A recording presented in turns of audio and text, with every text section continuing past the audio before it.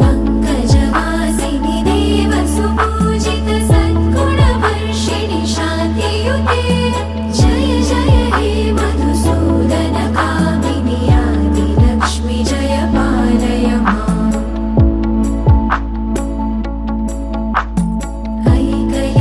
ऐकलिकल्मषनाशिनि कामिनि वैदिकरूपिणि वेदमये क्षीरसमुद्भव मङ्गलरूपिणि मन्त्रनिवासिनि मन्त्रनुते मङ्गलदायिनि अम्बुजवासिनि देवगणाश्रितपादयुते